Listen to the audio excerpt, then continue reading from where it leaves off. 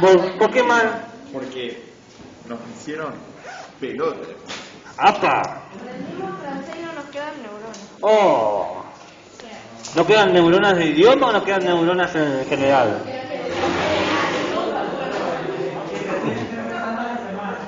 Sí, bueno. Nos falta un tercer día de fin de semana, ¿verdad? Lunes, martes, miércoles, jueves, sábado, domingo y Osvaldo, ¿no? El día Osvaldo para poder sentirse más relajado. Es que sí, falta el día Osvaldo. Así que traten de hacer una movida, que alguien llegue al Congreso, no sé, que invente el día Osvaldo del fin de semana. Totalmente. Igual que hayan 7 días de la semana me parece una pelota. Bueno, por eso, con 8 tiene más sentido. Claro. Claro, todos queremos el día Osvaldo en nuestra vida. El día Osvaldo es el día que te dedicas a vos. El sábado te recuperás la semana, el domingo con la familia o la pareja y el domingo para vos.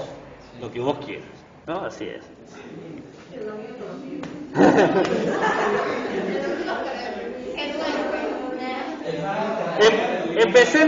Empecemos con las malas noticias.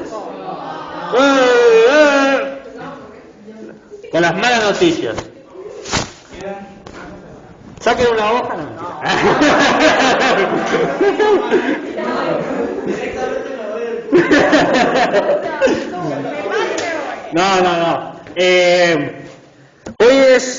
Esta es la última semana que se puede dictar contenido. Por lo tanto, hasta el viernes recibo trabajos adeudados. ¿Qué quiere decir esto? Que si el viernes no recibo el trabajo que me debes, se da por dado que perdiste el objetivo. Eso es para los que deben trabajos. Si no debes trabajos, hagan caso omiso, no llega la papa.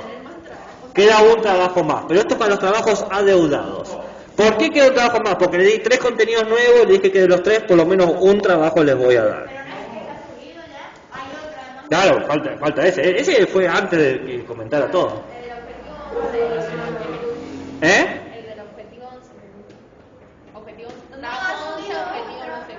Bueno, no, yo tampoco. El de la epistemología, de la filosofía y de la epistemología feminista es Ese fue el último. Ese fue el último, claro. Falta un trabajo. Pero he dicho, si el viernes no entrega, yo me doy por aludido de que desaprobaron ese objetivo y los que no, bueno, ya está listo. Sí. Sí, yo les he escrito, a los que deben les he escrito.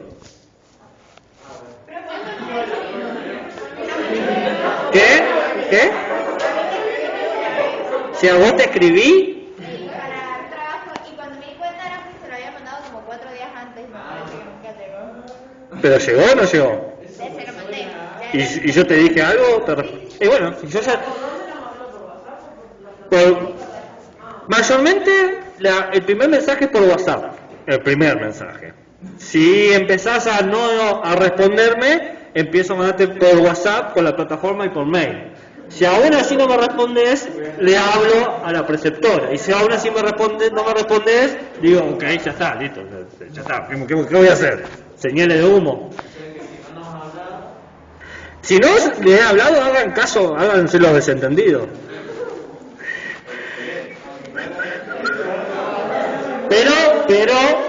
Pero aviso, le estoy avisando, ¿viste? Entonces, fíjense, de última, si no están tan seguros, chequeen. Esa es la parte negativa. La otra parte negativa es sobre respecto a las integrativas, ¿no? Que estamos ahí coqueteando con qué se va a hacer y qué no se va a hacer. Una de las ideas que me dieron un estudiante, que no me quiso dar la idea, pero viste cuando uno dice algo y ya la manchaste, ya está. Justamente lo decía para no hacerlo y yo dije, pero no es tan mala, ¿eh? Se hizo el estudiante popular del aula en ese momento. No lo encontraron.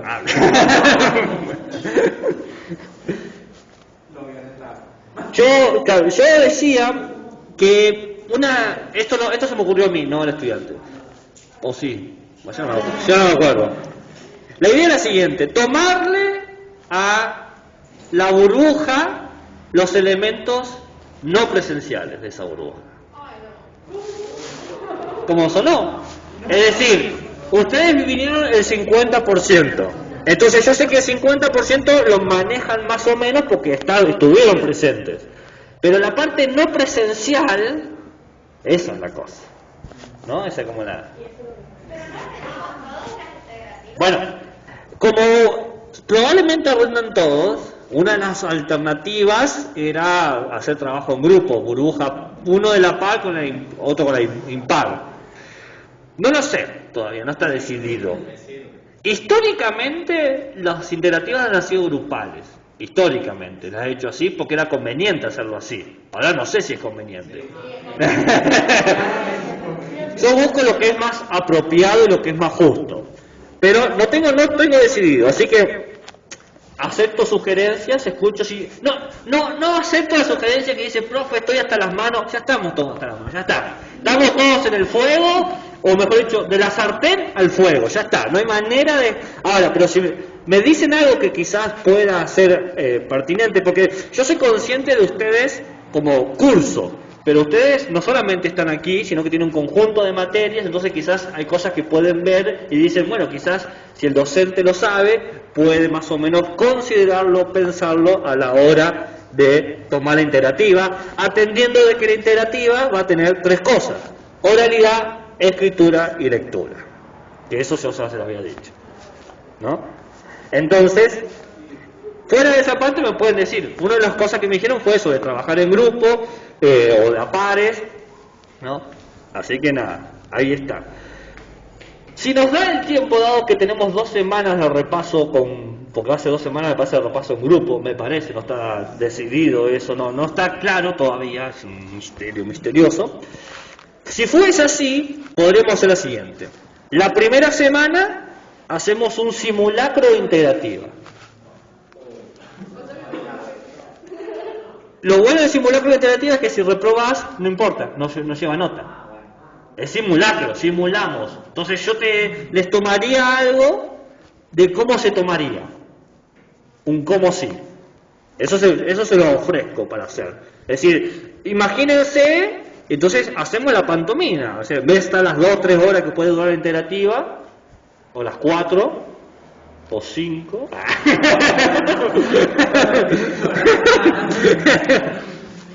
O los 5 periodos.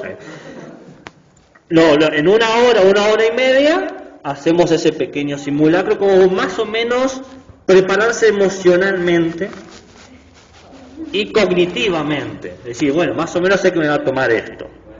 Eso es si y solo si tenemos al grupo completo, ¿no? Porque si tengo un grupo separado no se va a poder hacer así como tal. ¿Qué preguntaba? ¿El qué? Claro, si tenemos 2 semanas con grupo completo, la primera semana haríamos eso y la segunda semana picnic. ¿Entendés? Ahora, si no es así, 2 semanas de picnic. Y el simulacro quedará para la integrativa misma. Pero es un simulacro donde si te prendes fuego, el fuego quema. Bien. Dicho eso, creo que no les di, y acá no me acuerdo ya que di, acá ya estoy reperdidazo. Les di y les expliqué el texto de esta epistemóloga, se me borró el nombre, ahí te digo cómo se llama. Esther Díaz, epistemología ampliada. Queda el último, pero está bueno porque también sigue como medio repasito. Buenísimo, entonces vamos a hablar de eso. ¿Hay alguna pregunta o estamos más o menos en la misma página?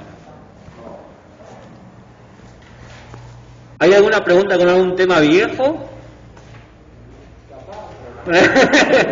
me gusta esa honestidad, seguramente, pero... Usted está pidiendo demasiado. Es realmente una muestra de inteligencia saber lo que uno ignora, ¿no? Saber las dudas que uno tiene. Bueno, vamos a cerrar con esto entonces. No me acordaba si lo daba, tenía la opción B, pero esto es mejor. La epistemóloga argentina Esther Díaz. Ya les di un epistemólogo argentino, Mario Bunge, y ahora una epistemóloga, Esther Díaz. Quizás el año que viene incorporemos las epistemologías trans, pero bueno, este año no tocó. El nombre del texto es un texto muy sencillo, del nivel de la cumbia epistemológica el texto, fíjense. Es epistemología ampliada. Epistemología ampliada. Esther Díaz está viva. Hay muchos videos de ella. Es media rockstar. Es media así. Aparece toda vestida de cuero. Tiene como 80 años, pero sí, toda vestida de cuero, así, con toda la onda. Todos sus ejemplos son sexuales. Me encanta hablar del sexo. Así que es muy interesante, ¿verdad? No digo que estén de acuerdo con ella, pero es interesante la manera en que filosofa. Encima Esther Díaz estudió filosofía de grande, ella fue peluquera y de un momento dijo, caramba, mi vida va para otro lado, y se dedicó como a los 40 a dedicarse a la filosofía. Retarde empezó, retarde en lo que socialmente se considera bla bla bla bla bla. Bien, no vamos a empezar a hablar de esas cosas. Pero tiene ideas interesantes. La primera idea es que el científico produce teorías del mundo, mientras que el epistemólogo reflexiona sobre esas teorías. Es decir, mientras el científico produce teorías del mundo, el epistemólogo va a pensar esas teorías, o la epistemóloga. Entonces, acá aparece la cuestión. Mientras que la ciencia teoriza, la epistemología reflexiona. Y en esta reflexión aparecen algunas preguntas interesantes. En realidad vamos a hacer que hay como dos grupos de preguntas. El grupo 1, que sería la ciencia es ahistórica, universal, formal y neutral. Y el grupo B que dice la ciencia es moral, epocal, sesgada y política. Entonces, hay dos preguntas. ¿La ciencia es ahistórica, universal, formal y neutral? Y la otra, ¿la ciencia es moral, epocal, sesgada y política? Ahistórica es que no tiene historia, ¿no? ¿La ciencia carece de historia? No. Vamos a ver. No. Universal, ¿la ciencia se aplica a todo? Formal, ¿la ciencia solamente se produce en términos lógicos matemáticos? Y neutral, ¿la ciencia carece de valores? Oh, se quedó sin batería. La otra pregunta, ¿la ciencia es moral? Es decir, ¿la ciencia tiene valores? ¿La ciencia es epocal? ¿Responde a una época, a un contexto histórico? ¿La ciencia es sesgada? ¿Tiene un punto de vista que le impide ver otras cosas? ¿Y la ciencia es política? ¿Tiene intenciones? ¿Tiene un proyecto? Estas dos preguntas, de alguna manera, nos dan lugar a dos respuestas. Sí, la ciencia es histórica, universal, formal y neutral, y sí, la ciencia es moral, epocal, sesgada y política. Dos grupos de epistemologías, básicamente. Las epistemologías que defienden la universalidad de la ciencia, la formalidad de la ciencia, la neutralidad de la ciencia, la falta de historia de la ciencia, y las epistemologías que defienden la epoquicidad de la ciencia, el sesgo de la ciencia, la moralidad de la ciencia y la política de la ciencia. Nosotros vimos esos dos tipos de epistemologías, ¿no? Las últimas epistemologías son más de este corte. La ciencia es moral, epocal, sesgada y política, y las primeras epistemologías que vimos eran de este corte. La ciencia es ahistórica, es universal, formal y neutral. ¿Bien? Entonces, nos va a servir un poco el texto de Esther Díaz para repasar todo eso, estas dos grandes categorías. Por eso era interesante traerlo, estos dos grupos. Vamos a ponerle nombre a estos grupos. ¿Se entiende, no? ¿Dónde estamos, más o menos?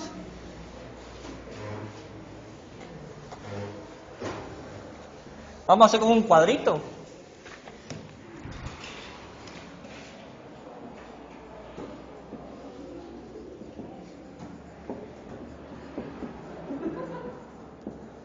Por un lado, la ciencia en términos universales, neutrales, etcétera, es concepción heredada. Y por el otro lado, la ciencia que es moral, o que dice que la ciencia es moral, es crítica, es sesgada, política, etcétera, la vamos a llamar concepción crítica. Tenemos la concepción heredada y la concepción crítica. Heredada, que se heredó.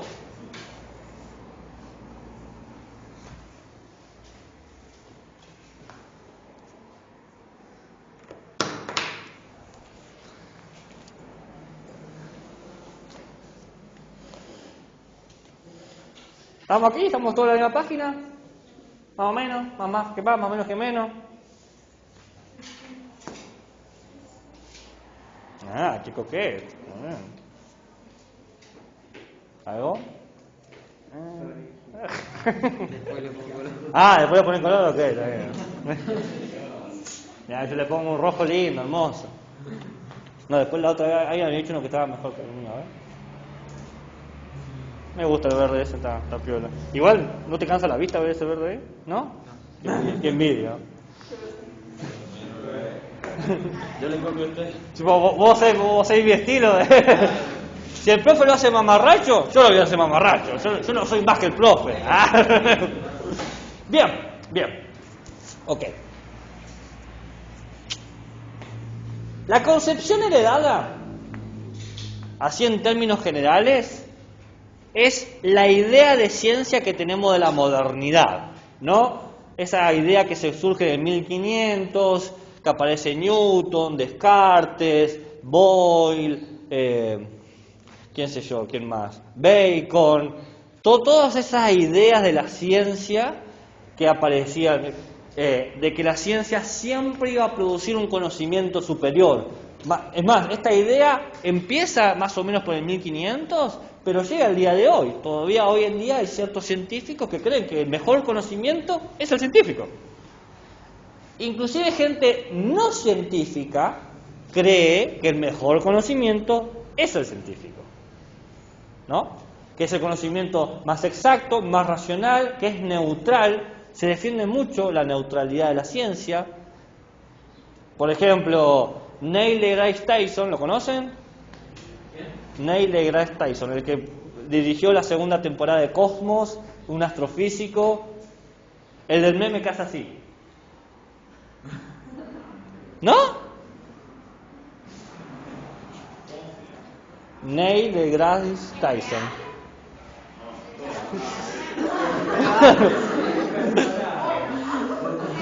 Mucha información.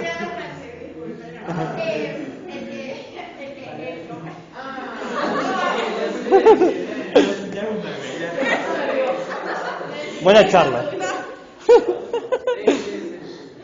El conductor, el que dice, tipo, habla de todo, digamos. No. Ah. Ese. Claro, quiero decir yo. Ese. Sí, Él es un científico bastante importante, bastante importante hoy en día, y él tiene esta concepción heredada de la ciencia. Ian Hawking, por ejemplo, grandes científicos actuales, Einstein también, tenían este pensamiento. Entonces, es fácil decir que la concepción heredada es de 1500 y que ya no existe, pero es mentira, todavía está funcionando. Por eso se dice heredado. Uno no puede elegir su herencia a veces. Hay mucha gente que desciende de esclavistas en Estados Unidos. ¿Sabían eso? Hay familias que no son racistas, pero provienen de familias racistas y bueno, de alguna manera tienes que hacerte cargo de eso. No podés simplemente decir, qué sé yo. no sé nada. La concepción heredada es eso, es algo que se ha heredado. La concepción crítica es mucho más moderna, más o menos a partir de la década del 60, ¿no? De 1960, pero uno puede como rastrear algunas cositas por el 1700, 1800, pequeñitas cosas, ¿no? Pero como concepción, como tradición epistemológica, recién en la década del 60. ¿Qué sé yo? Nietzsche en 1800 criticaba la ciencia, nosotros vimos un poco de Nietzsche, ¿no? Y él sería parte de la concepción crítica. Pero Nietzsche, a fin de cuentas, no era un epistemólogo, por más que lo quisiéramos poner como epistemólogo. Él pensaba el conocimiento, no la ciencia como tal. Entonces, tenemos eso, y dentro de esta pequeña distinción aparecen ciertas cosas. En primer lugar, la idea de verdad. No, espera, esto va acá afuera, porque la categoría aplica para los dos. La idea de verdad. Ahí está. A ver. La idea de verdad. Para la concepción heredada, la verdad es confirmación de las teorías. Vos tenés una teoría y la tenés que confirmar. Por ejemplo, todos los cisnes son blancos. ¿Cómo confirmás? Y bueno, vamos a ver, este cisne es blanco, este cisne es blanco, este cisne es blanco. Confirmada la teoría. Todos los cisnes que encontramos son blancos, dice la concepción heredada. Confirmada, esto es una verdad científica.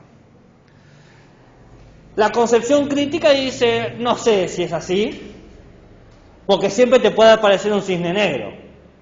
Entonces, la verdad es un consenso. Un consenso, ¿bien? En donde grupos de científicos se ponen de acuerdo. Bueno, nos ponemos de acuerdo que la mayoría de los cisnes son blancos. Sí, nos vamos a encontrar con algún cisne negro, pero lo normal, el 99,9% de los casos, es que si vos vas a ver un cisne, probablemente sea blanco, ¿no? Es un consenso de grupos de científicos, dice la concepción crítica, pero no son cualquier grupo de científicos, no son los becarios, no son los asistentes, no son los técnicos los que generan el acuerdo, son los poderosos. Los grupos de científicos que generan acuerdos sobre qué es verdad científica, dice la concepción crítica, son los científicos que tienen más prestigio, los que ganan premio Nobel, los que tienen la mayor platita dulce, los que cortan el bacalao, esos son. ¿Cómo dicen a alguien que tiene poder? Los copados, ¿cómo le dicen a alguien que tiene poder a ustedes? A alguien que tiene poder, en serio, decir, el maestro, ¿cómo le dicen? No se le dice maestro a alguien. ¿Cómo le dicen a Messi cuando es tan bueno jugando que es el mejor? ¿Cómo le dicen? No, pero no es lo mismo. O sea, no es lo mismo. Ser el mejor y el más poderoso. ¿No tienen una palabra esa? El mandamás, el que maneja la batuta, el que tiene el chupetín por el palito. Ese. Cuando vos estás peleando por el chupetín, va a ganar el que tiene el chupetín por el palito. Es así. Entonces, el consenso entre poderosos. Lo que quiere decir es que si vos no tenés poder, no podés establecer la verdad científica. Y nosotros vimos, la epistemología feminista decía justamente eso. Como a las mujeres no se les consideraba sujetos relevantes para producir conocimiento, no se les dio voz y no podían participar del consenso, no podían tomar decisiones sobre la ciencia, ¿no? Entonces, según la concepción heredada, dice, no importa quién sos vos, importa el hecho, cómo confirmás. Según la concepción crítica, dice, importa mucho quién sos vos, porque podés participar o no para aceptar o no la verdad científica. Por ejemplo, ¿alguno de nosotros participó en el debate sobre si los agujeros negros existen? No, nadie estuvo y dijo, che, mirá, estamos por decidir sobre los agujeros negros, queremos saber si estás de acuerdo, qué te parece, entender estos datos, tu interpretación la interpretación que tenemos te parece adecuada. No, nosotros no somos gente de la calle. Nadie vino, no somos parte del comité de decisiones de si la foto del agujero negro es una buena foto o es una mala foto. Nadie nos vino a preguntar eso. Nos dijeron, esta es una buena foto, contémplenla. Admírenla. Esto es el humano, esto es el átomo, esto es la vida, esto es un volcán. No, nadie te viene a preguntar, che, ¿te parece a vos que es un volcán? ¿Estamos de acuerdo? No sucede eso. Te lo dicen, si te gusta bien, y si no te dicen, estás en contra de la ciencia. Entonces, para poder hacer eso tenés que tener poder. Si no tenés poder, el progreso. ¿Se entiende, no? La diferencia entre verdad. Tenemos una epistemología de la concepción heredada y una epistemología crítica. Acá en la heredad teníamos a Popper, por ejemplo, a Bunge. Bunge también es de la concepción heredada. ¿Bien? Tenemos como para que sepan, de última ir ubicando los nombres que estábamos diciendo. El progreso. El progreso. Bueno, según la concepción heredada, el progreso siempre es acumulativo, siempre se acumula. Siempre tenemos más verdades, mejores verdades, verdades más precisas, más específicas, que tienen mayor poder de predicción, verdades que nos permiten vivir mejor. Claro, dice la concepción heredada. ¿Qué diferencia la ciencia de todos los demás saberes? La concepción heredada te dice, bueno, la ciencia genera verdades cada vez más poderosas que te pueden predecir los eventos. Puedo predecir eclipses, puedo predecir cuándo hay que cosechar, cuándo hay que regar, porque somos la ciencia. Y tanto podemos predecir que puedo manipular los genes y te predigo que esa manipulación te va a hacer el trigo más alto, más rico, más perdurable, más usable. Porque somos la ciencia, se acumulan verdades. La ciencia es un edificio donde las verdades se van sumando, se van poniendo como un Shenga, uno arriba del otro. Pero el chiste es que no sacás parte de abajo del Shenga, sino que se van sumando. Es una estructura, un pilar.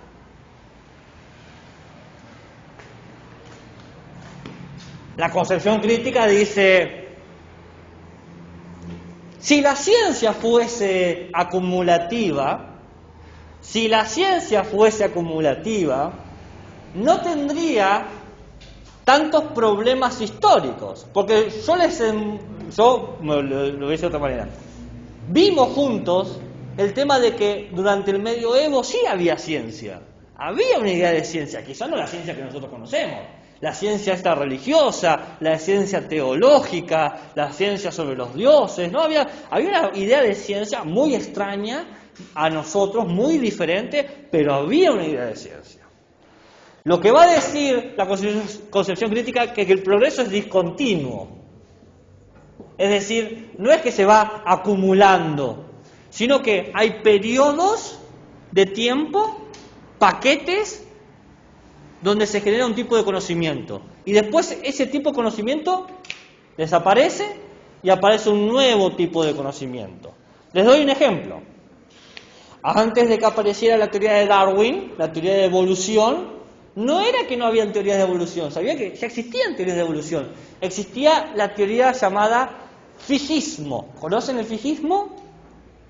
El fijismo decía, Dios creó a las especies ya establecidas, con una forma fija, que no va a cambiar. Dios, en su sabiduría, astucia, inteligencia y cancherismo, esa palabra la agregué yo. Igual, yo creo que si Dios existe, yo no creo en Dios, pero si Dios existiría, tendría que ser canchero. Dios tiene que ser canchero, tiene que tener estilo, tiene que tener flow, no puede ser un Dios aburrido. Por eso Dios lo personifica Morgan Freeman, porque más canchero que Morgan Freeman no hay. ¿Saben quién es Morgan Freeman, no? Sí. Eso es. El que habla. El que habla con Neil deGrasse Tyson.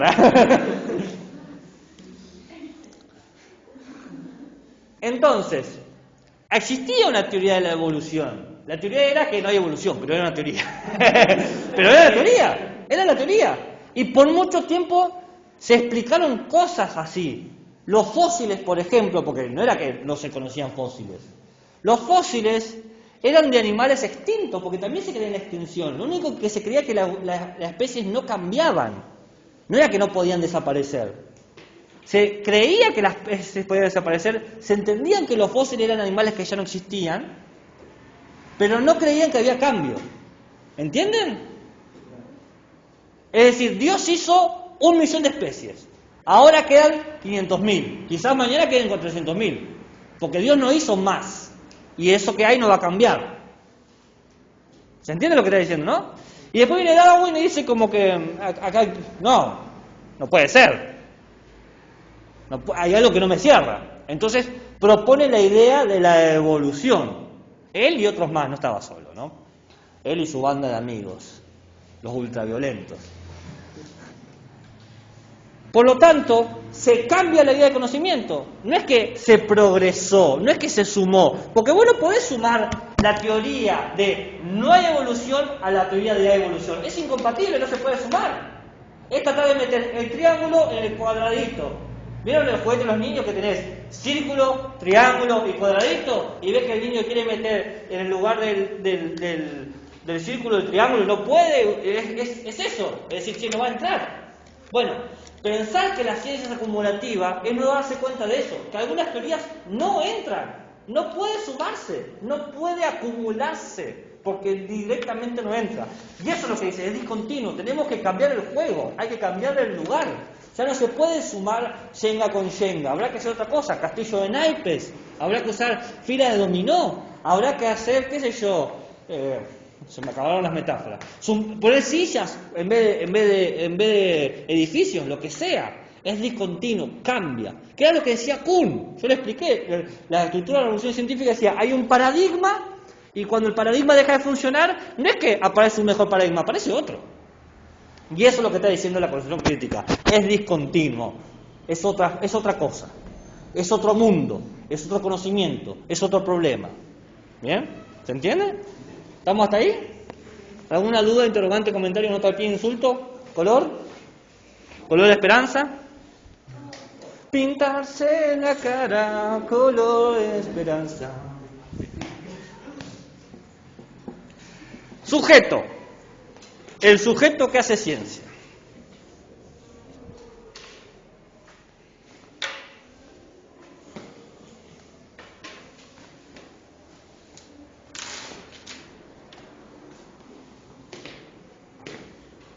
El sujeto, para la concepción heredada, no importa. Es algo abstracto.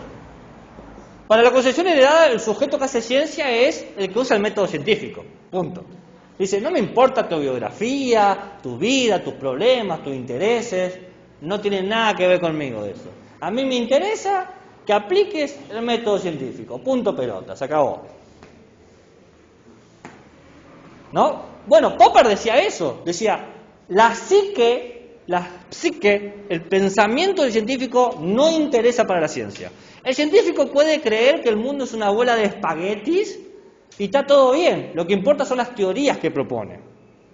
Si en la bola de espagueti te propone que la luz se mueve como onda y partículas, lo que interesa es esa teoría, no el mundo de espagueti que estás pensando. No interesa. Por eso un científico puede estar totalmente ido y proponer teorías interesantes. No interesa la biografía. No importa si el científico tiene plata o no tiene plata, si se siente cómodo o si se siente incómodo. No interesa, dice Popper, no importa.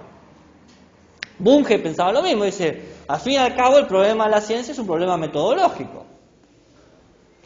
En cambio, la concepción crítica se habla de que el individuo está situado y tiene sesgos sociales e individuales. Claro, esto lo vimos con las epistemologías del sur, las epistemologías feministas, lo vimos hasta con el propio Bachelard, la idea de que sí importa quién sos, porque distintos sujetos en distintas circunstancias van a prestar atención a distintas cosas. No es la misma la ciencia que realiza alguien que nunca en su vida tuvo un problema, que vivió de privilegios en privilegios, a una persona que tuvo que salir vendiendo estampitas en la esquina, porque sus problemas son muy distintos, su historia de vida es distinta, la forma de valorar a la realidad es distinta. ¿Se entiende?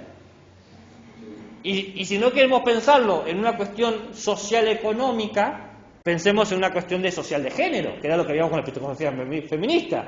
La actitud sistemática de desvalorizar la voz de la mujer científica llevaba a que la mujer científica, todo conocimiento que producía, no se consideraba científico. Recuerden el texto, el retorno de las brujas, se consideraba que era brujería, hechicería, mala ciencia o ciencia de baja calidad.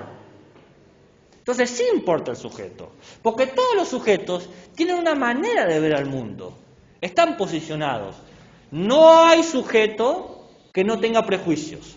Todos nosotros acá, por más, entre comillas, deconstruidos, libertarios que seamos, defensores de las igualdades de género, abanderados de los derechos de la comunidad LGBTQ+, reconocimiento de los patrimonios de los pueblos originarios, críticos de las estructuras capitalistas abusivas, odiamos el sistema patriarcal y odiamos la misoginia y el falocentrismo, somos vegetarianos. Por más que seamos todo eso, aún así tenemos prejuicios. No hay individuo que no tenga prejuicios, y esos prejuicios operan a la hora de producir conocimiento, porque valoramos, porque hacemos juicios de valor. Conviene estudiar esto, no conviene estudiar esto otro, conviene decir esto, no conviene decir esto otro. Vayan a los recreos.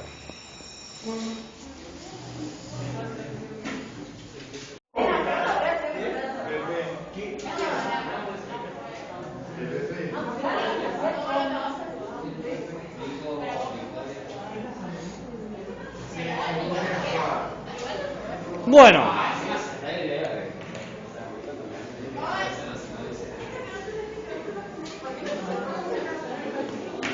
la siguiente diferencia que tiene la concepción heredada, la concepción crítica, es doble. Por un lado, tienen distintos sentidos del lenguaje y por otro lado tienen distintos sentidos de cuál es la función de la epistemología.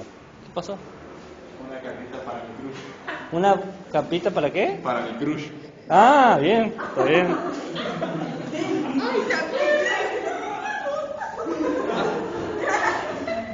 Hay una caja donde todos escriben. ¿Hay qué? Hay una caja ahí en el pasillo donde todos escriben papelitos, o sea, dejan papelitos adentro y les mandan mensajitos a sus amores. Está muy lindo.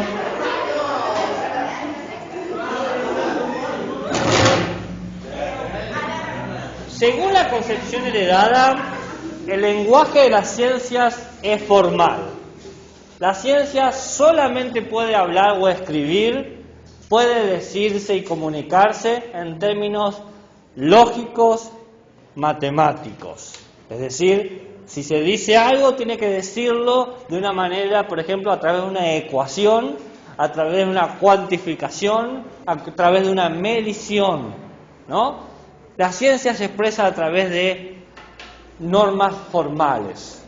E es igual a MC2, las cuestiones del número pi, las relaciones sobre los vectores o las cuestiones de el peso y la masa, todo tiene que ser traducido a términos matemáticos, lógicos y formales. Leyes de presiones de gases, todo es formal. Esta es una de las miradas más presentes en la ciencia. Si ustedes van a estudiar alguna disciplina que tiene elementos científicos, el lenguaje que le van a enseñar va a ser esto. Van a estudiar medicina, este lenguaje. Física, este lenguaje. Ingeniería, este lenguaje. Todo. Excepto en filosofía, que nos los pasamos por la axila, la mayoría de las disciplinas que tienen elementos científicos te enseñan ese lenguaje. Y ni tanto la filosofía, porque en la filosofía tenemos lógica 1, lógica 2, filosofía de la matemática 1, filosofía de la matemática 2. Entonces, los que quieren estudiar filosofía para escapar de lo formal, mala noticia. No se puede escapar. Hay matemática en filosofía. ¿Eh? O sea, hay matemática, tipo clases de... o de entender la matemática de la filosofía, ¿cómo es? Eso, entender la matemática de la filosofía. Igual en la carrera de San Juan no está la materia filosofía y matemáticas. En Córdoba, donde yo la cursé, sí estaba. Pero acá en San Juan está lógica 1 y lógica 2. Por ejemplo, les escribo una afirmación lógica.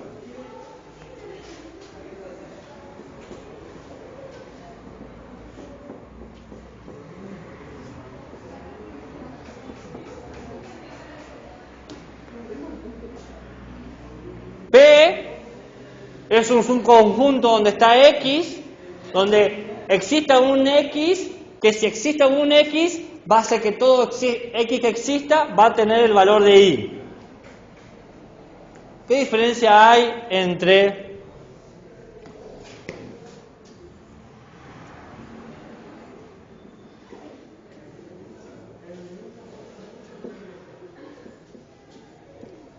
a una ecuación por el estilo de ese? Las estructuras son las mismas. ¿Se entiende? ¿Han usado una vez lo que se llama Bhaskara? ¿Sí? Ella sí, usted, ella sí.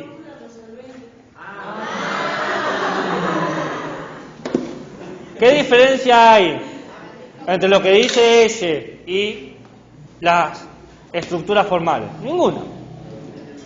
El lenguaje que se aprende es el lenguaje formal. Mientras que la ciencia dice otra cosa. Mientras que la concepción crítica dice otra cosa. La concepción crítica va a decir que el lenguaje es un modelo ajustable. Sí, puede tener elementos. ¿Pasalo una vez? Sí, puede tener lenguajes formales. Sí, puede tener estructuras, pero no es necesario. Porque la idea, ¿saben lo que es un modelo? No alguien que posa para hacer fotos, ¿no? El modelo, un modelo científico. ¿Saben lo que es un modelo científico? Bien, por ejemplo. No llegues. No hagas la mitad de la jugada. Imagínate si Messi pasa 3 y después se queda parado diciendo, bueno, hasta acá llegué, chico. No. Una foto no, una foto es una representación en el sentido de una duplicación. Una maqueta. Una maqueta es un modelo. Muy bien. Por ejemplo, hago una maqueta del ADN. O de una célula. Bien, esos son modelos. Esos modelos que se hacen no es simplemente una forma de ver algo que es pequeño, sino que es una postulación de por qué eso es así. Un modelo, por ejemplo, el modelo del átomo, que tenés un núcleo y tenés las distintas partículas girando alrededor de ese núcleo, ¿no? Los modelos se van ajustando, no están definidos. El lenguaje científico, dice la concepción crítica, va proponiendo distintos modelos que van acomodando según convenga, ¿no? A veces conviene acomodarlo por los hechos, a veces conviene porque cambia el lenguaje, cambia la forma en que nos referimos, a veces conviene porque no tiene éxito, por más que el modelo parece que sea bueno y que la información lo avale, no permite predecir. Entonces sí, no, un modelo que no predice no me sirve para nada. La ciencia no negocia. La ciencia dice, necesito predecir, porque es lo que me diferencia, dice la ciencia, del arte. ¿Por qué soy buena, dice la ciencia? ¿Porque soy una potra? No. Porque la ciencia no tiene género. ¿O sí? No lo casaron. No lo casaron, ok, no importa. La ciencia es buena porque predice cosas que los demás saberes no pueden hacer. Eso es lo que se dice. Entonces el lenguaje es un modelo que se ajusta. ¿Cuál es, por lo tanto, la teoría del trabajo de la epistemología? Según la concepción heredada, el trabajo de la epistemología es estudiar las leyes y teorías científicas. Claro, la concepción heredada va a decir, el epistemólogo o la epistemóloga, ¿qué tiene que hacer? Tiene que ver lo que dice la ciencia y por qué eso que dice es verdad. ¿Se entiende? La ciencia dice de repente, la teoría de evolución es la mejor teoría que tenemos en términos biológicos. Muy bien, está bien. lo acepto. Ahora viene el epistemólogo dice, ok, vamos a agarrar y a ver qué elemento se da para que esta teoría tenga la fuerza que se dice que tiene, ¿no? Y de repente está el filósofo o la filósofa buscando y dice, bueno, una de las cosas que tiene no es solamente que es congruente con los hechos, sino que es bastante explicativa. Por ejemplo, te explica por qué algunas especies cambian con el tiempo. Antes no se podía explicar eso. Antes se creía que era un error de los datos. No es que el pico está más curvo, no te diste cuenta vos. El pico siempre es igual. No, pero me parece que está más curvo el pico. Me parece que no, los picos siempre fueron iguales. Pero te juro que el pico parece que tiene otra forma. No, error de los datos. Ahora dice, no, el pico está curvo porque se está adaptando. Y hay ejemplos, porque a veces se dice, ¿dónde están los ejemplos de la evolución? Porque uno dice, la evolución tarda miles de millones de años. Es re difícil agarrar la evolución en el momento. Bueno, hay unos ejemplos interesantes. Por ejemplo, en 1800, en plena revolución industrial, en Inglaterra, los bosques se empezaron a llenar de hollín por las fábricas. ¿Bien? Y de repente hubo un deceso de las polillas blancas. ¿Por qué? Porque las polillas blancas no pasaban desapercibidas frente al hollín que es negro, sino que saltaban a la vista. Y entonces se comían los animales a las polillas blancas. Y las polillas que eran más grises pasaban desapercibidas. Entonces empezó a haber más polillas grises y luego polillas negras.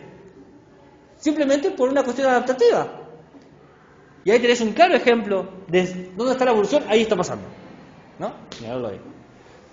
La epistemología tiene que justamente hacer eso, tiene que, hasta como un trabajo historiográfico, decir, bueno, antes se pensaba tal cosa, ahora se piensa esto otro, ahora se piensa mejor, ahora se piensa son más racionales, ¿no? Eso hace la epistemología. La epistemología es sierva a la ciencia, básicamente.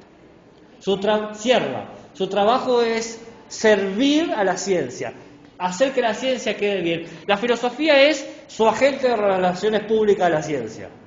No tiene que justificar lo que está haciendo la ciencia. ¿Se entiende? ¿Comprende? ¿Qué está escrito en la epistemología? Leyes, ciencias. Leyes científicas. ¿Se entiende esto del lenguaje de epistemología de la concepción de la edad? ¿Estamos todos en la misma página? ¿Sí? Sí. Muy bien. En la concepción crítica, la epistemología tiene otra cosa. Tiene que estudiar la racionalidad científica. ¿Qué es estudiar la racionalidad científica? ¿Qué es estudiar la racionalidad de algo? Bueno, básicamente es estudiar cuáles son los principios o las ideas que se utilizan para darse o para tener razón. Vos crees algo. Todos los que creemos algo, creemos que tenemos razón en creer lo que estamos creyendo. Nadie cree algo que está equivocado. Es más, si nos damos cuenta que está equivocado, dejamos de creer en eso.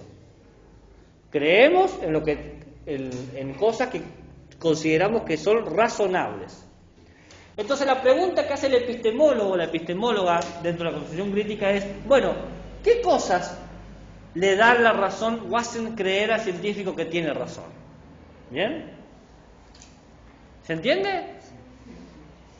Porque, por ejemplo, tenemos un montonazo de científicos que por más de 50 años, ¿no? De 1900 a 1950, decían que los vehículos, los trenes, camiones y aviones no tenían impacto en el medio ambiente. Las emisiones de dióxido de carbono de los automóviles y vehículos no impactaban en lo más mínimo al medio ambiente. Y había estudios científicos que lo probaban. Entonces, ¿por qué creían los científicos eso? Y bueno, porque los datos que tenían no señalaban eso. Porque decían, la única manera, decían los científicos, la única manera de saber si realmente hubo un cambio climático es viajar en el pasado hace 20 millones de atrás y poder medir la cantidad de dióxido de carbono. porque si no, no puedo medirlo. Y un científico dijo, ¿sabes que tenés razón? Entonces, la pregunta no es cómo viajamos al pasado, que es una pregunta estúpida, sino cómo conseguimos datos con 20 millones de antigüedad. Paso 1. Vamos a los lugares donde el humano no ha llegado. Bien profundo en las minas, como los enanos, que cavan Moria y van hasta que llega el Barrow. No dio un paso, ¿no? Ningún fan de los Señor Anillo acá. Bueno. ¿Sí? Ahí está, bueno, a ver. ¿Viste? ¿Por qué aparece el Barrock en los enanos? Porque fueron muy profundos, donde nadie tendría que llegar. Bueno, este científico, que me estoy tratando de acordar el nombre, porque es un científico importante, pero no me acuerdo. ¿Qué? Gandalf, claro, Gandalf. Dijo, bueno, vamos bien profundo en las minas, donde hay tierra que todavía no está contaminada con el día a día. Imposible, no encontró nada. Y dijo, caramba, ¿qué lugar hay en el mundo donde el humano no haya llegado? Es decir, hay que ir a un lugar donde el humano va a morir. Si va, muere. Y dice, a ese lugar tenemos que llegar. Porque es el lugar donde vamos a probar. ¿Y sabe dónde se fueron? Al polo ártico. Dijeron, claro, nos vamos al polo norte, en el peor lugar del mundo, donde tenemos hielo compacto, congelado, que el hielo tiene partes de oxígeno. Y ese oxígeno, si lo datamos con la datación de carbono, podemos ver cuántos años tiene. Y podemos ver, por lo tanto, qué tanto dióxido de carbono tiene. Entonces, jugándose la vida, se fue él y un grupo de expedicionarios hasta el polo ártico a buscar hielo de 20 millones de años. Y el hijo de su madre lo encontró. Encontró el maldito hielo y dijo, sí, ahora tengo una prueba única e irrefutable de que el dióxido de carbono efectivamente ha aumentado un 1000% de lo que había antes. Es decir, y ahí tenés, ¿por qué los científicos cambiaron de parecer? Por 50 años decían que no, y después en 2 años todos dijeron que sí, porque los argumentos, los razonamientos se modificaron, se cambió la manera de pensar. Pero no era solamente la prueba que consiguió este tipo, sino que tenía que hacer un discurso, tenía que hacer un speech, tenía que venderlo. Porque si yo te traigo un pedazo de hielo, digo, mirá, este hielo, te voy a decir, ¿qué? ¿Pero qué? Obvio. No, te tengo que dar un argumento lógico que dé cuenta, que te persuada, que te convenza de que es lo que yo estoy diciendo que es. Entonces, la racionalidad científica es un juego de discusión lógica con hechos, sí, pero hay una cuestión de convencer al otro, de convertir al científico. Vos imaginate un científico que por 30 años veía el mundo de una manera y tuvo que aceptar que había otra manera. No es fácil. Imagínense que por 30 años ustedes saben algo, por 18 años, que es el promedio general de edad aquí, o sea, vamos a decir 20 para 2 décadas, y de repente algo que vos estabas sumamente convencido, te demuestran que no es así. En Los Simpsons te muestran algo muy gracioso, porque muestra el momento en que Homero demuestra que Dios no existe matemáticamente, ¿no? Y Flanders lo niega y lo tira. Pero imagínense que vos crees algo, por ejemplo, no crees en Dios y de repente se te aparece Dios. O crees en Dios y de repente te demuestran que Dios no existe. Es re difícil aceptar eso. Es muy difícil hacer ese switch en la cabeza. Entonces la ciencia es un combate de discursos científicos, de gente poderosa haciendo discursos poderosos para influir en la realidad. Porque recordemos que la concepción crítica es un consenso de una racionalidad. Gente poderosa haciendo discursos poderosos. Poderosa no en el sentido que tiene mucha plata. Poderosa que te dicen la realidad es esto. Existen los agujeros negros, existe la evolución, hay más dióxido de carbono. Ninguno de nosotros fue al Ártico, ¿o sí?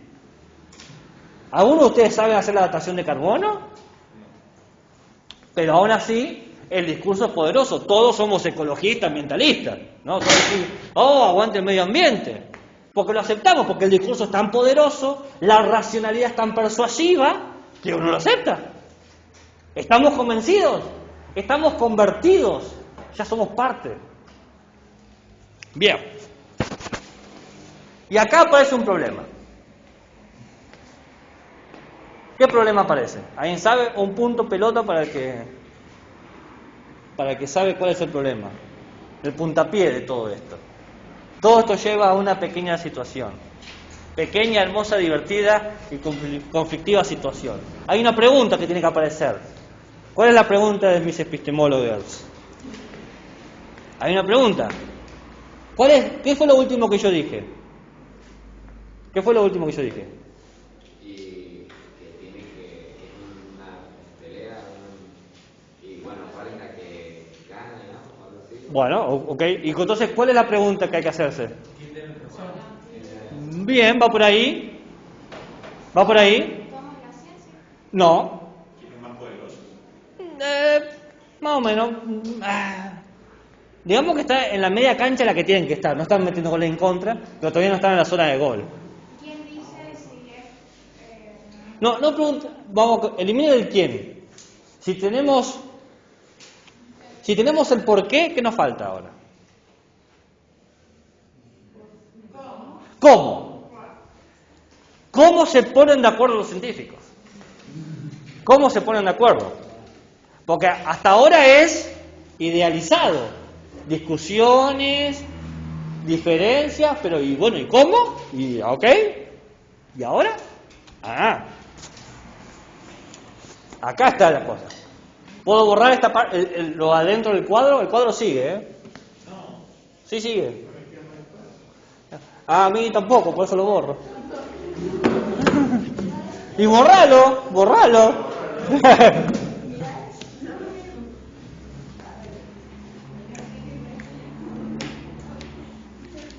Bueno, el acuerdo en los científicos, según la concepción heredada, es fácil. Como se usa el mismo método, como se utilizan las mismas teorías, como se utilizan las mismas hipótesis, para generar un acuerdo solamente se necesita la repetición. Eso, nada más. Claro, dice la concepción heredada. Para saber que vos estás diciendo la verdad y que yo por lo tanto tire esta idea que hace 30 años estoy defendiendo, tenés que presentar un experimento que yo pueda repetir. Y eso es lo que hace este científico. Dice, bueno, agarrá cualquier hielo que esté incontaminado por el desarrollo industrial, por ejemplo, el del Polo Sur. ¿No querés el Ártico? Andá al Polo Sur, está todo bien. O a un glaciar. No tenés que irte al Polo Norte. Yo me fui al Polo Norte porque era una prueba poderosa.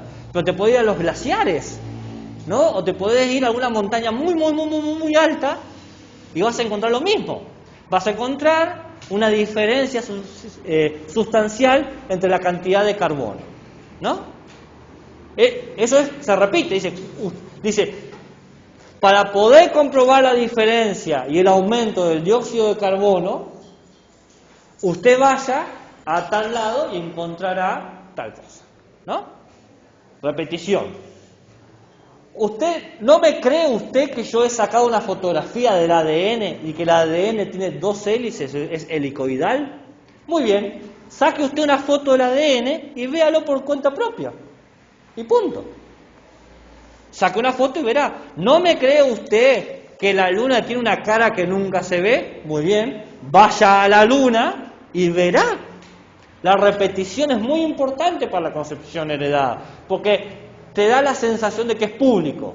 Cualquiera que tenga los recursos, el tiempo y la necesidad de resolverlo, lo va a poder repetir.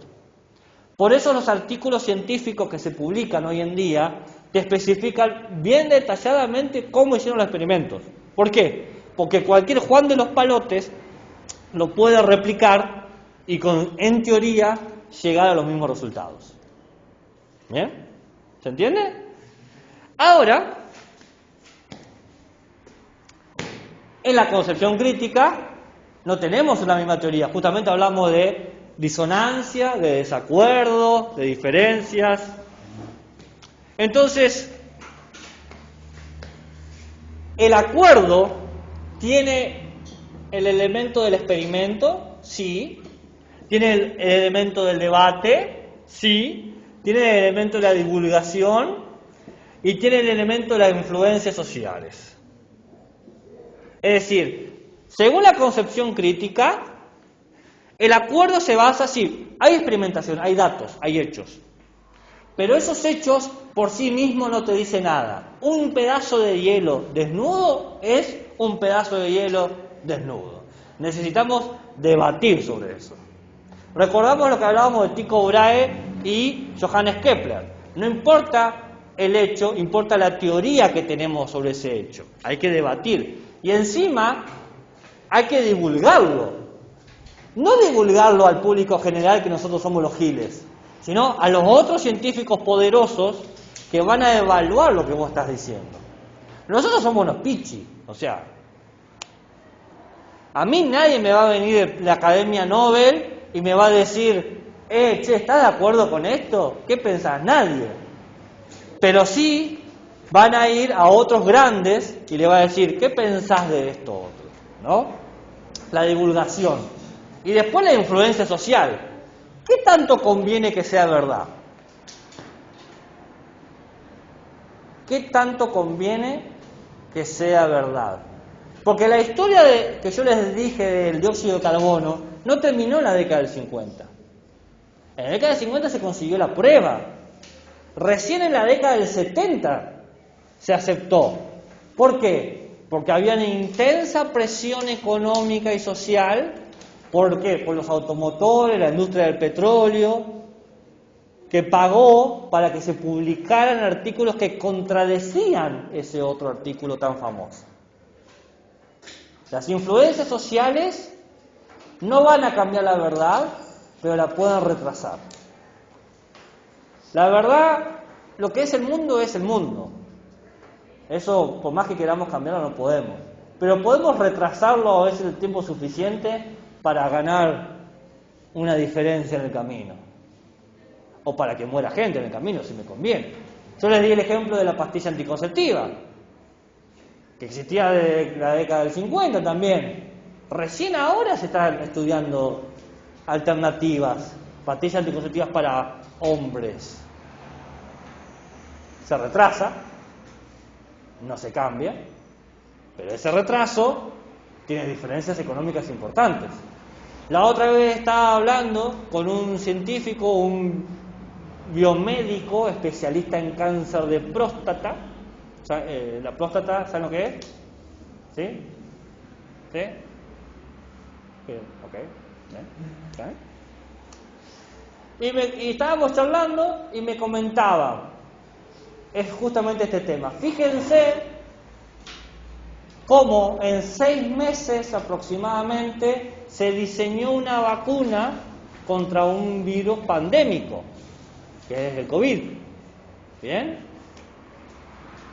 ¿Por qué, teniendo esa capacidad de 6 meses generar una vacuna, con todos los problemas que puedan decirle, hace más de 30 años existe el SIDA? Hace más de 30 años se está pidiendo una vacuna para el SIDA. ¿Y por qué no hay para eso? ¿Porque es un tema más complejo? No, es un virus más. ¿Por qué? Decía él. ¿Por qué? Porque en un momento las farmacéuticas encontraron la construcción de una serie de psicofármacos que hacían la enfermedad tratable. Es decir, mientras vos tomes durante toda esta vida estas pastillas, no vas a tener síntomas. Y es más redituable una persona que toda su vida compre esas pastillas que tenga una sola vacuna en toda su historia.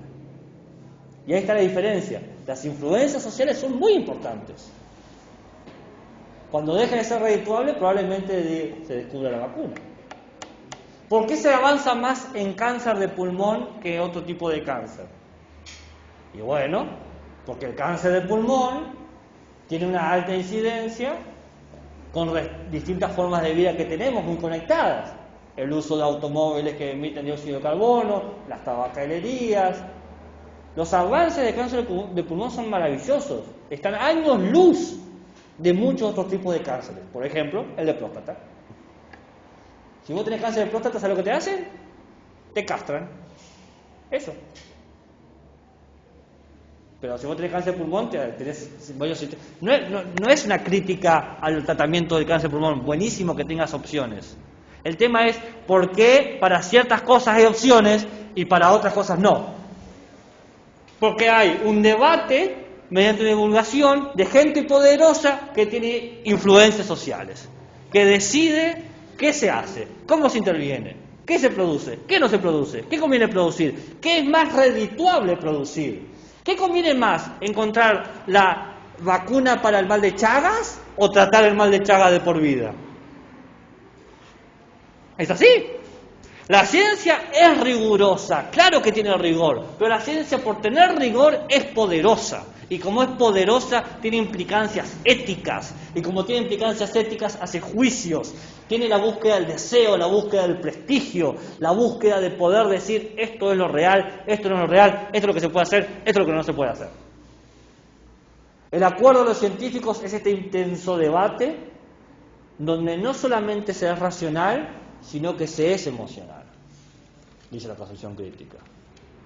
Y cuando desprestigias ciertas cosas, bueno, las consecuencias son visibles. Henos aquí. ¿Se entiende? ¿Estamos hasta acá? ¿Cuánto tiempo me queda? ¿8 minutos? 2 minutos, 1 minuto, 0. Bueno, esto lleva a otra pregunta. Es la última, ¿eh? Sí, mañana vamos a seguir. Yo solamente quiero dar la pregunta nomás. La pregunta. Claro. Queda una pregunta. ¿Cuál es la pregunta que queda? Porque de todo lo que he dicho, creo que salta a la vista que hay que hacerse una pregunta. Ya nos hicimos la pregunta de cómo se genera el acuerdo. Ahora, una vez que más o menos explicamos cómo es el acuerdo, nos tenemos que preguntar algo, porque yo les he visto las caras a ustedes mientras hablaba. Un sistemático descreimiento, en el sentido de, ya no sé qué tan confiado, confiada o confiade me siento con todas estas cosas. No sé. Entonces, acá aparece la pregunta. ¿Cuál es? No, porque yo no dije tema de la verdad, dije tema de la confianza. ¿El qué? Bueno, para poder responder esa pregunta, habría que responder una pregunta anterior. ¿Cuál es la pregunta que está ahí abajo? No sé. ¿Por qué sigue vigente la... a mí lo que se me ocurre es por qué sigue vigente la heredada. No, esa parte no es. La pregunta que queda, tenemos el porqué, porque el porqué ya lo vimos al principio, hay gente que defiende la neutralidad. Hemos puesto el cómo, el acuerdo. Falta algo sustancial. Si todo esto que hemos dicho es cierto, seamos defensores de la concepción heredada o seamos defensores de la concepción crítica, la pregunta cae de maduro. ¿Qué es lo relevante de la ciencia? ¿Qué es lo que realmente importa? ¿Por qué estamos tan obsesionados con discutir este tema? Porque si respondemos, estamos obsesionados por X, bueno, ahora entendemos por qué confiamos, entendemos por qué nos gusta, entendemos por qué seguimos manteniendo modelos científicos a pesar de tener todos esos problemas que hemos visto, la misoginia, los prejuicios, la manipulación, el poder, las cuestiones éticas. ¿Qué es eso que hace que la ciencia sea relevante? Esa es la pregunta que hace Esther Díaz. Esther Díaz hace este recorrido para traernos eso. Bueno, al fin y al cabo, lo que pesa acá es qué es lo relevante de la ciencia. ¿Por qué es relevante para nosotros? ¿Por qué me importa? ¿Por qué nos importa? ¿Por qué perdimos el tiempo todo un fucking año para hablar de ciencia y filosofía? ¿Por qué no aprendimos todos a andar en skate? Lo hubiese estado genial. Me encantaría. Sería genial. Sería el más popular de los tíos. Mis sobrinos dirían, ¡wow! ¡Qué chévere! No, ningún sobrino habla así, ¿verdad? ¡Qué chévere!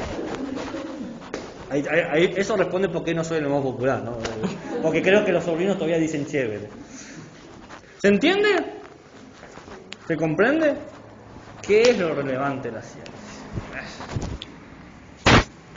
Bueno, hasta que toque el timbre, ¿qué piensan ustedes que puede ser la respuesta? Vamos a hablar de lo último que nos quedaba. Estamos hablando sobre dos tradiciones epistemológicas, ¿no? La concepción heredada y la concepción crítica. Y estábamos haciendo un cuadro, ¿no?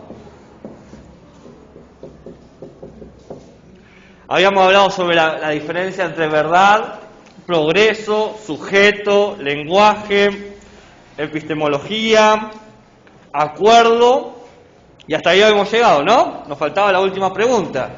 Habíamos hablado de que, mientras que para la concepción heredada, la verdad era confirmación, en la crítica era consenso, había una diferencia en progreso, uno cumulativo, otro discontinuo, que de alguna manera sintetiza o representa todo lo que hemos estado viendo este año, ¿no? Este texto está bueno porque este texto sirve tanto como introducción, lo podía haber dado a principio de año, como para tener de esas dos cosas, como final. Decir, bueno, ahora voy encajando algunas cosas, ¿no? Sirve para ambas cosas. En realidad, casi no lo iba a dar, pero cuando me di cuenta que tenía una semana, dije, listo, ya está, lo doy. Y nos quedaba una pregunta. ¿Cuál era la pregunta? ¿Se quedaban pensando en la pregunta esa? Claro. ¿Y alguna respuesta?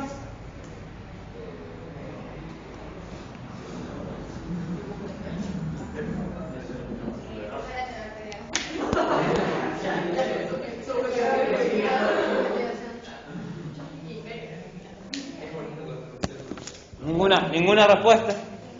Yo ya dije que era un virus. Vos dijiste que era un virus, ya está. Es relevante porque es malo y hay que matarlo. Volvamos a las brujerías. Bueno, lo que va a decir la postura de la concepción heredada, dice que la ciencia tiene un elemento histórico muy importante, que es lo que se llama historia interna. ¿Qué es la historia interna? ¿La historia de nuestros recuerdos? No. Sino que la historia interna es lisa y llanamente el trabajo de investigación. Por ejemplo, el trabajo en los laboratorios. Lo que va a decir la concepción heredada es lo que nos importa a nosotros de la ciencia, es que la ciencia tiene algo que no tiene otras disciplinas. Tiene institutos como laboratorios, universidades, etcétera, donde se reúne la gente a realizar una investigación, comparten datos, discuten los datos, ponen a prueba los datos y ven si esos datos se relacionan o no con hipótesis. Tienen una constante vigilancia. Lo relevante de la ciencia es que vigila a la realidad, la observa detenidamente y empieza a proponer distintas formas de entender a la realidad. Es decir, de alguna manera lo que hace la ciencia es dar justificaciones. Justifica al mundo, explica el mundo funciona de esta manera, tenemos estas razones, por eso propone teorías, por eso propone leyes, por eso propone modelos. Por eso entendemos que mayormente la verdad es una verdad científica, porque lo que propone ha sido probado, ha sido testeado, ha sido afinado, acomodado. Eso dice la concepción heredada. Lo relevante de la ciencia es esa historia interna, indiferente de los problemas económicos, indiferente de los problemas sociológicos, indiferente de los problemas políticos, es esa cosa de el trabajo en el laboratorio, el trabajo ahí adentro, donde no importa el mundo exterior, importa las hipótesis y los datos. Eso dice la concepción de heredad, que sabemos muy bien que tiene una postura bastante dura. No va a negociar, no va a pensar en la vida de las personas. ¿Se entiende? Vigilar a la realidad, justificar a la realidad, a través de teorías, leyes, modelos. Por el otro lado, la concepción crítica va a decir algo distinto. Va a decir, de cierta manera, sí importa la historia interna, porque sabemos que ofrece esta construcción de conocimiento que es relevante. La concepción crítica nunca va a estar en contra de la ciencia, no dice que la ciencia es estúpida o inútil, pero dice que lo que está viendo la concepción heredada es muy poco, la ciencia es más rica. Entonces importa la historia interna, el trabajo de laboratorio, investigación, y lo que se conoce como historia externa. La historia externa, ¿qué son? Bueno, todos aquellos factores sociales, culturales, que influyen en el desarrollo científico. Y les puedo dar un ejemplo. Saben que hoy en día existe una de las teorías físicas más en auge y con más influencia hasta en la cultura hoy en día, que es la física cuántica, ¿no? Hoy, es más, todo se dice cuántico, enseñanza cuántica, juegos cuánticos, computadoras cuánticas, o sea, tanto influye que la gente quiere poner, si quiere decir algo pseudocientífico, le pone la palabra cuántico. Bueno, ¿qué pasa?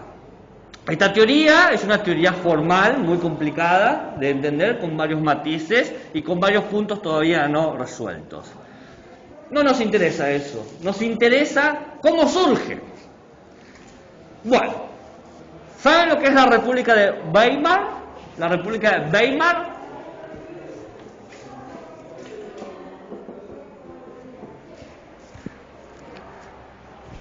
Termina la Primera Guerra Mundial y ¿qué país pierde? Alemania. Perder a Alemania en plena Primera Guerra Mundial, ¿a qué llevó? Que Alemania tuviera que pagar los costes de la guerra. ¿Bien? Y no sé si sabían que Alemania se vio obligada a cambiar de nombre y se convirtió en la República Democrática de Weimar. ¿Bien? Entonces, cuando Alemania entró en la Primera Guerra, tenía un gran desarrollo tecnológico, armas, tanques, metralladoras, era maravilloso el desarrollo que había logrado. Pero ¿qué pasó? Al perder la guerra, la sociedad empezó a desconfiar de los científicos, porque parte de la confianza de entrar a la guerra por parte del pueblo alemán era que tenían el apoyo del conocimiento científico, de la tecnología. Al perder eso, sucedió un fenómeno muy curioso, que la gente empezó a descreer en la ciencia y empezó a pedir cosas místicas, esotéricas, románticas o irracionales. Esto está todo fechado, es más, hay un texto que se llama La República de Weimar, el descubrimiento de la física cuántica. O sea, ¿y qué pasa? Los científicos se empezaron a dar cuenta que podían perder el trabajo. ¿Por qué? Porque fueron artífices de perder la guerra. Entonces empezaron a hablar de formas científicas, pero al mismo tiempo no científicas. ¿Entienden? Decían cosas de la ciencia, pero lo decían de forma esotérica, mística. Entonces, ¿qué hacían? Decían, bueno, están los discursos, ¿no? Los discursos de los científicos. Decían, bueno, es verdad que el mundo puede ser conocido por la ciencia, pero nos hemos equivocado, decían los científicos, al tratar de entender que el mundo es absoluto, siempre dado. Quizás habría que pensar que el mundo sigue leyes contraintuitivas, no esperables.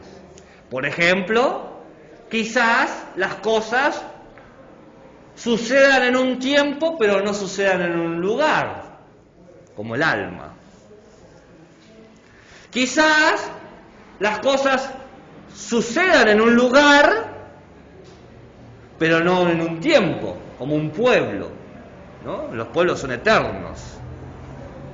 Quizás lo que exista está compuesto por elementos que están bailando constantemente, no fórmulas matemáticas, una danza magnética, infinita, casi indescifrable. Quizás las grandes leyes del mundo se sustentan por cosas invisibles. Fíjense cómo juegan con las palabras, lo esotérico, lo místico. Entonces aparece una idea. Quizás hay un mundo escondido en este mundo, típico lenguaje místico, hay algo que nadie ve, y ese mundo hay que estudiarlo con la ciencia. Y ese mundo es el mundo cuántico, donde podemos conocer la velocidad de una partícula, pero no su posición, donde podemos conocer la posición de una partícula, pero no su velocidad, donde sabemos que las partículas se van unificando y señalando y creando elementos, pero en realidad las partículas nunca se tocan. Entonces, hay una tesis que dice que el empuje de la sociedad llevó a los científicos a tratar de pensar otra manera de hacer ciencia. Por lo tanto, la historia externa, los factores culturales, sociales, políticos, influyeron en las investigaciones, en la historia interna. Podemos dar otro ejemplo. ¿No les gustó ese ejemplo? Hay otro. Podríamos decir que el mundo ocurre de manera, como dice Newton, espacio y tiempo absoluto, no hay forma de equivocarse, no hay manera de errar, el espacio y tiempo son absolutos, la geometría euclidiana así lo confirma. Pero hay un problema con la geometría euclidiana. La geometría euclidiana postula, tiene 5 importantes postulados, nos interesa el siguiente. La geometría euclidiana en el 5º postulado dice: dos rectas paralelas, si se tienden al infinito, nunca se van a tocar. Y la pregunta es, ¿cómo sé si nunca se van a tocar? Porque yo no puedo experimentar el infinito. Puedo entender la idea de punto, puedo entender la idea de línea, ¿no? Son los postulados de Euclides. Pero la idea de que dos líneas paralelas nunca se toquen, me cuesta entenderla.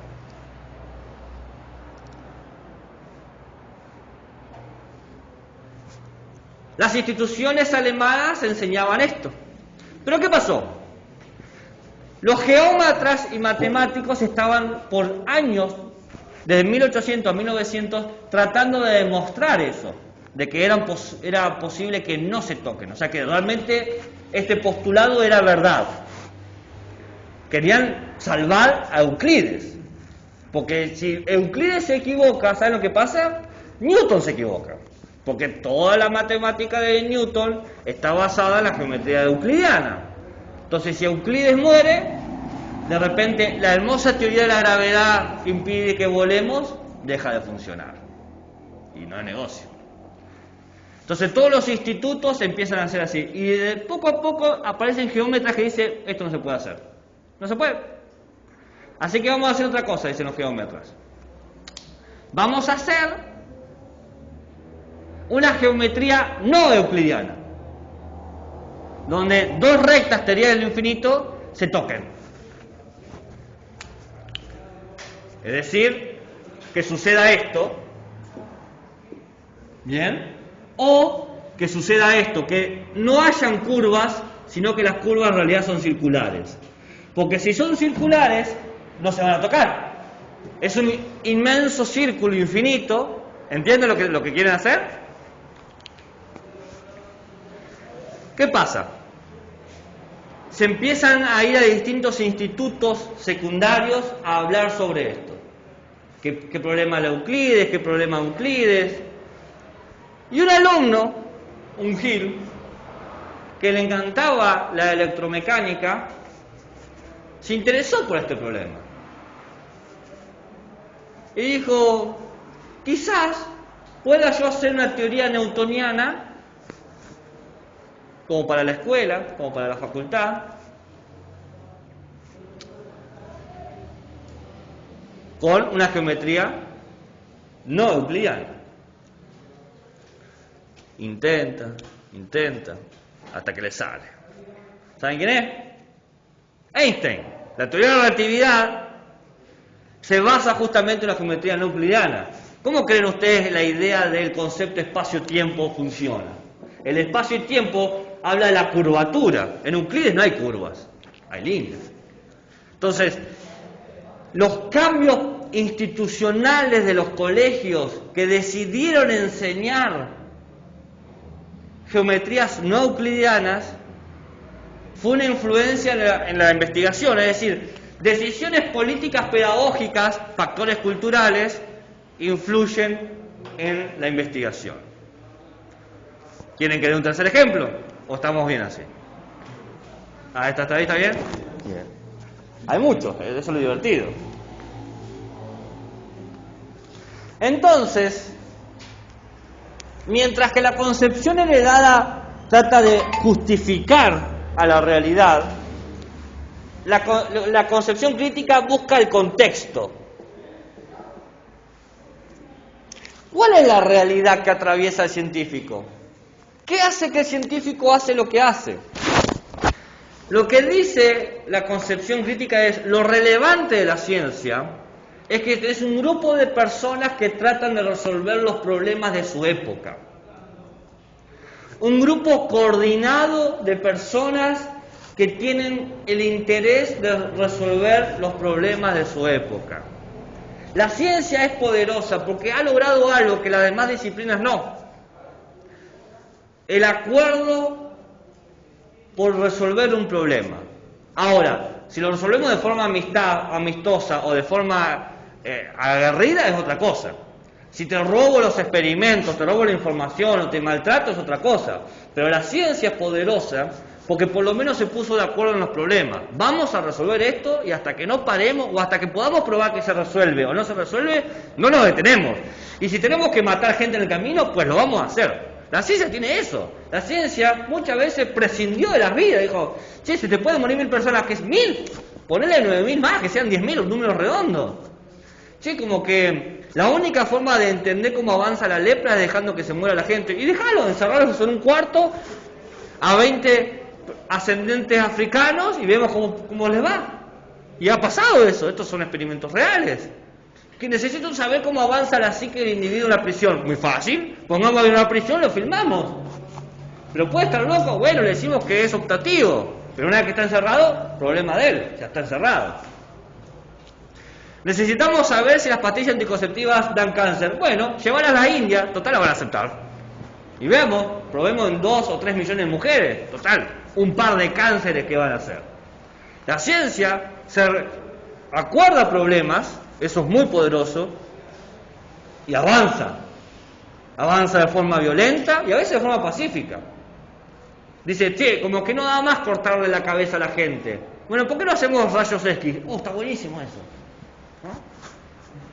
La ciencia siempre ha trabajado así. Entonces la concepción crítica dice, lo interesante es que la ciencia conjuga estas dos historias, la historia interna, la de investigación, la de las teorías, la de la hipótesis, la historia externa, la de los factores culturales, y siempre se orienta a resolver un problema, el problema del momento. Vean cualquier ciencia de hoy en día y tiene sus problemas. Hay problemas más populares que otros. Por ejemplo, en medicina los problemas tienen que ver con, bueno, estos últimos años fue el COVID, pero siempre fue el SIDA o el cáncer, ¿no? Ese tipo de enfermedades de gran impacto. En biología el problema está por lo menos en dos grandes elementos. Ya no el problema del origen de la vida, que es como hasta un problema metafísico, sino el problema de cómo carajo se orientan las aves para saber cuál es el norte y el sur. ¿Alguien sabe? La mejor hipótesis es que tienen la capacidad de percibir el magnetismo de la Tierra, pero no se sabe, eso es una hipótesis. Pero es muy importante saber, porque las aves van al norte y al sur y nunca se pierden. Lo logran siempre. ¿Cómo carajo lo hacen? Y la segunda es, ¿cómo funciona a nivel cuántico